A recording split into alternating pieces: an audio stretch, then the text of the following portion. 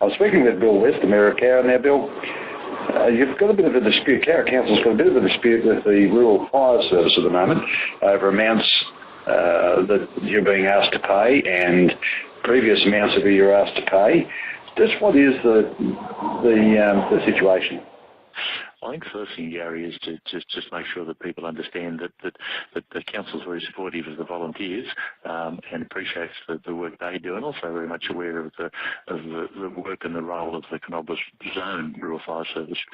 The argument really is with Sydney, and it's about the way they do their budgets and the fact that there is no real link, if you like, into their process and local government process. So what happened this year, for example, was that we've done our budget, $116,000 is allocated. Rural Fire Service, we're aware of that.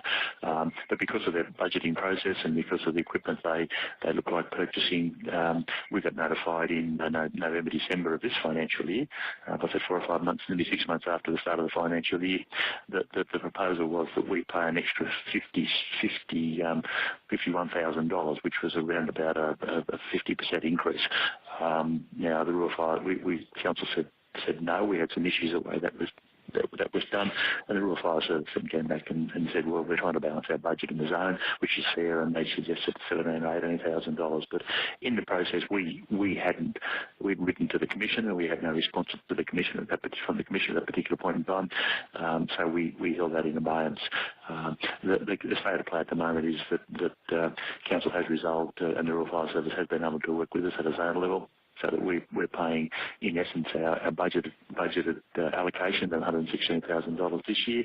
I suspect there might be a little bit of increase, a small increase next year, but the real issue is with the fact that the hierarchy, if you like, are just not able to either explain clearly why there are budget allocations can vary so wildly, and how they arrive at their figures. So basically you need them to align their budgets with the budget that most people would do by the end of a financial year. That's right. Well, that's right. I think most people would find that if someone came along and wanted a 50% increase in your contribution above your budgeted figure, you'd probably be saying why. I just think it makes good sense that where Council's contribution, it's 11.7%, so it's not but it's still a significant amount of dollars. It makes good sense that councils do their budgets in June, then around that time the Rural Fire Service, or prior to that, the Rural Fire Service in their budget ought to be able to give indications to the zones as to what money's got, so we can all talk and come up with a reasonable sort of plan for a budget process. And in fact, the service of agreement we have with the RFS is that they are required to be providing us with a 4-year rolling budget and a 10-year plan for replacement of equipment, plant and maintenance on things like building fire sheds.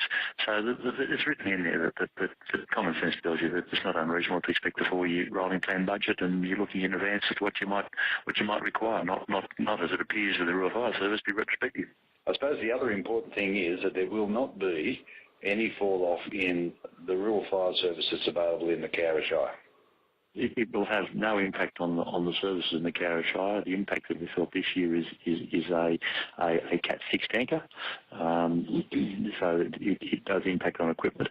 But the other is, and that's something that's very regrettable. But I don't think that'll impact on the capacity of the firefighting effort within the Cowra Shire at all. And councils, as you would know, very quick to be out on the ground with the Rural Fire Service if there is a fire with graders and plant and equipment and the like. And of course, I think I made the comment to someone recently that also, as councillors, there's probably 4 or 5 of us who are still very active members of the Rural Fire Service as volunteers ourselves. So we know how important and how what the job does entail.